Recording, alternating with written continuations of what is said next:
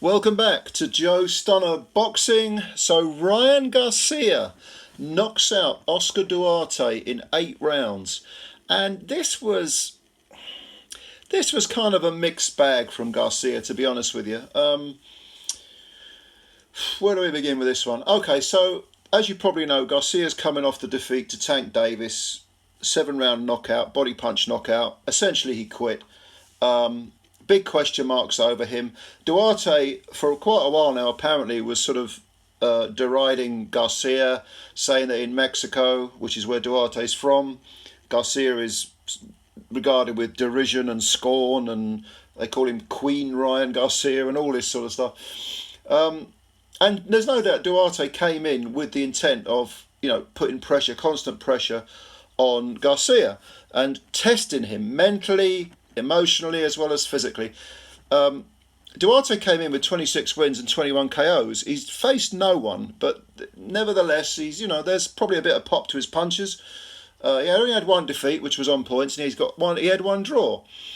And his last fight was in May of this year, which was a 7-round retirement over a guy with a 17-2 record, D'Angelo Keys.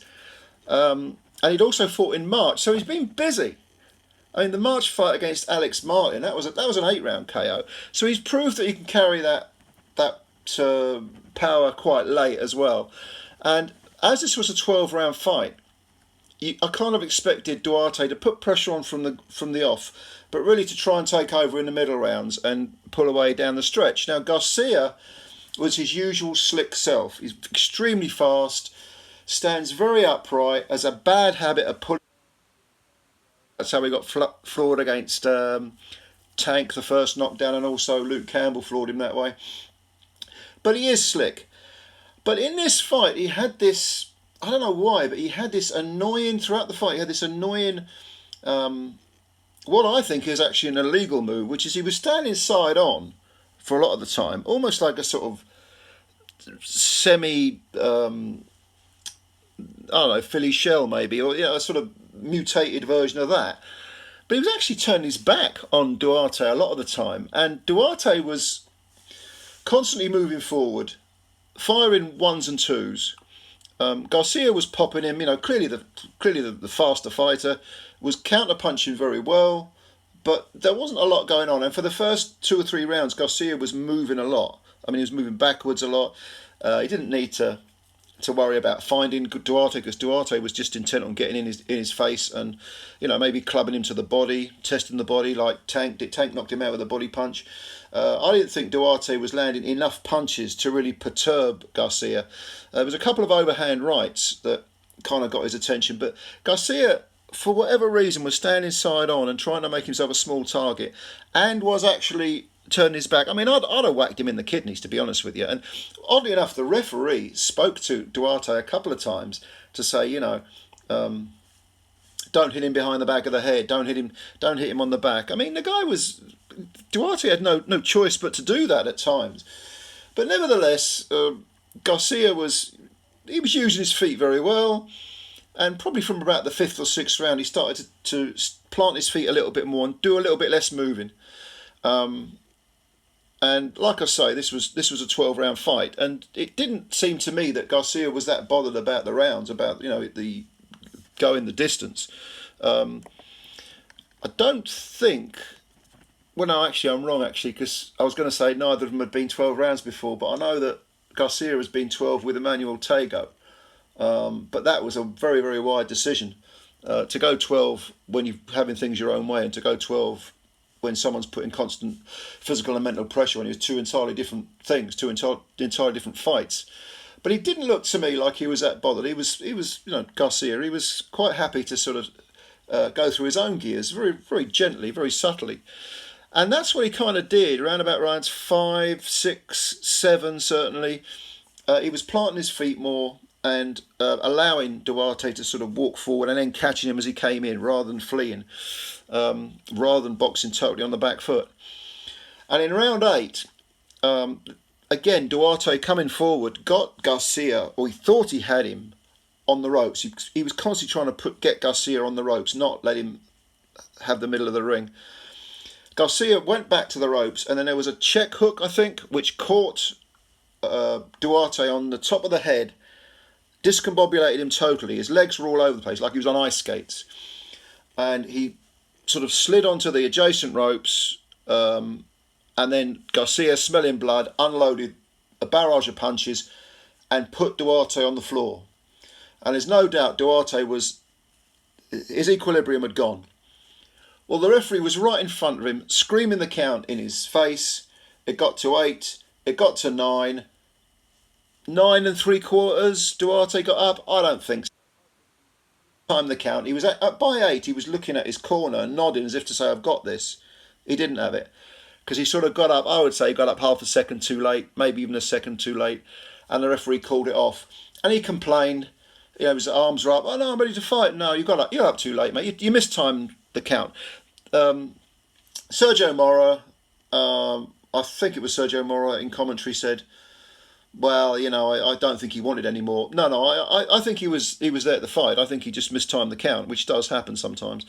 But you've got to get up at 8. You've got to get up at 8. And had he gotten up, were his legs, would he have had a chance to sort of grab and hold? Yes. Were his legs all over the place? I doubt whether his legs would have been fully under him, because they were splaying all over the place prior to the knockdown. It wasn't really one punch that put him on the floor. And perhaps the mistimed count was a result of his mind, being that sort of mental fog, that neurological sort of mist you get in your head when you are stunned. But anyway, I guess it's a moot point, because Garcia picks up the win, 8th round KO over a decent opponent. To stop him is not a bad achievement. But there are still, even though he's only 25 now, and this was his first fight with Derrick James, Garcia. He's still got some bad habits, moving out backwards, in straight lines with his head held high and his hands low. I'd have thought he'd have sorted that out by now. Okay, he's only 25, he can get himself sorted, but this is his third trainer in 3 years. He's got to stay with Derrick James and get some proper work done. Actually, he's moved location. I mean, he's from LA. I don't know where is he now? Texas now, I think. This was in Houston, this fight. So he's working away from the temptations, which is a good thing. And okay, this was just the first fight with Derrick James, no problem. But some of the mistakes he makes are rather glaring. And what this business with this sort of bastardised version of a Philly shell is, I mean, he needs to get rid of that, or he is going to get his head taken off, or his kidneys busted up. Because like I say, if he was constantly doing that to me, I'd risk having a point or two taken off. I'd have banged him to the kidneys. You're going to expose your back to me. I'm going to use it, mate. I'm going to take it. But for whatever reason, Duarte didn't really do that. Maybe he should have done. But anyway, it's a win for Garcia. He moves to 24 wins with 20 KOs.